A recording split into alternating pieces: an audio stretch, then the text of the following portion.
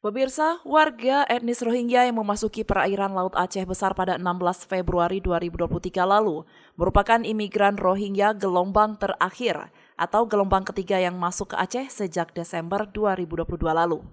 Ada sekitar 69 imigran Rohingya yang tergabung dalam gelombang terakhir itu dengan rincian 33 anak-anak, 16 perempuan dan 17 laki-laki.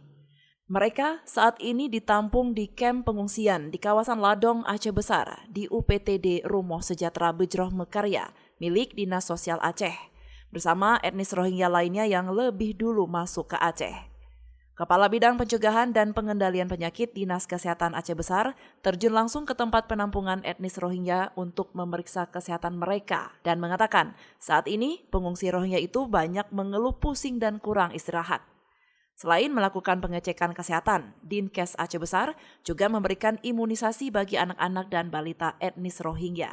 Jadi yang hari ini pemeriksaan dasar, pemeriksaan kesehatan, kemudian nanti ada pemberian imunisasi untuk balita ya. Yang sudah kita periksa ini mereka ini semua mengeluh kurang tidur, kemudian agak kurang minum sehingga waktu kita tensi rata-rata tekanan darahnya rendah. Saat ini di kamp pengungsian tersebut ada sekitar 309 pengungsi etnis Rohingya yang ditampung. Mereka memasuki Aceh secara bertahap sejak akhir 2022 lalu. Dari Aceh Besar, Lala Nurmala melaporkan untuk Puja TV Aceh.